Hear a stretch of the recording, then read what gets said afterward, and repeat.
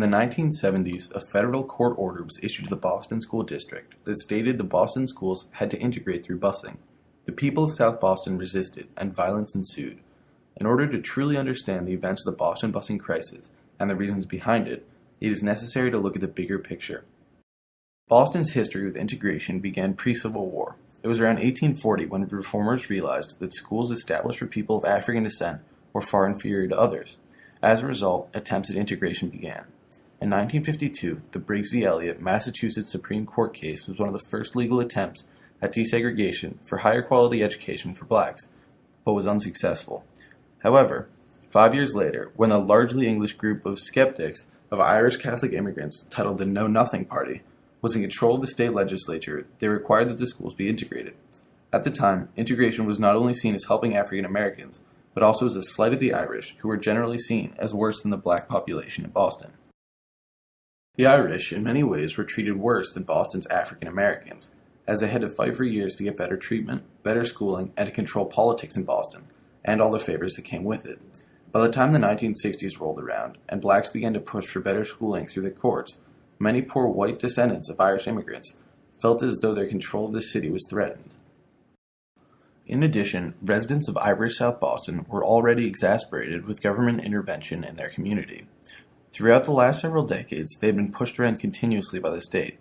There had been a highway put directly through their neighborhood, as well as an airport, which resulted in planes flying overhead all the time. These changes drastically affected the quality of life in South Boston. The highway resulted in decreased air quality, and the planes served as a constant disruption to daily life. These decisions had been made without asking or consulting the residents, and the people felt that enough was enough. They were tired of being ignored by the state, and felt that the decisions that affected them were the ones that they were given no choice in. When the school desegregation order was handed down by the federal court, it felt to the Southie people like another example of an outside force pushing them around. These feelings were made worse because it was now the schools that they were targeting. In South Boston, there was a huge amount of pride in the high school, and it was seen as an integral part of life. The high school was a part of a very close-knit community. For the people in these communities, high school was the best time of their lives. It was a time they didn't have to face the harsh realities their lives would hold, and that was important. It was the last carefree time in their lives they would have, and as a result, they treasured it. While the injustice the poor South Boston residents felt was the result of being taken advantage of from the outside, the forced integration finally offered a target which angry whites could unite against. Because wealthy white legislators were out of reach, whites lashed out at those they could. The poor blacks bust into their communities. While most believe that the protests and violence initiated by South Boston whites was the result of racial hatred, racism was more of a byproduct of poor individuals lashing out as a result of being pushed around. For years, the people in South Boston had been oppressed by the wealthy Protestant majority. Wealthy politicians made decisions for the poor people of South Boston without consideration of what the people wanted, making the people resentful. The people of South Boston felt the busing was yet another form of oppression by the government.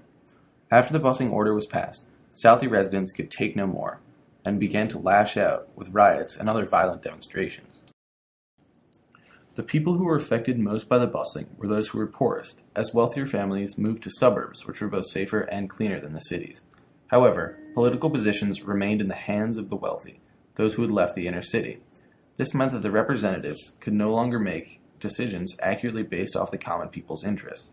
The very person who made the decision, Judge W.A. Garrity, while Irish, lived in Wellesley and would never have to deal with the ramifications of his actions. When looking at the Boston busing crisis as a whole, there is the very idea present behind which our nation was formed, what is known as reactionary populism. The idea of reactionary populism comes from the simple notion that if the common people feel that they are being treated in a way which they do not find suitable, they respond in turn with hopes of changing what they dislike. The very same idea has been present in American history, tracing back to the Revolutionary War itself. When American colonists found themselves at the mercy of British politicians and taxes, the common people rose up to change what legislation they had no say in. While the violence and destruction produced by the forced busing program can be pinned with the actions of a single person or swept under the rug as racism, realistically there's a much larger concept at hand. In a nation sculpted around the desires of the majority and founded on the idea that every man should have a voice, when the government imposes a law or regulation which does not suit the people, the natural response is for the common people to rise up against that law. The violent response to Boston busing was, according to men like Henry David Thoreau, the responsibility of the common people, an idea which has and will continue to guide the United States for the future.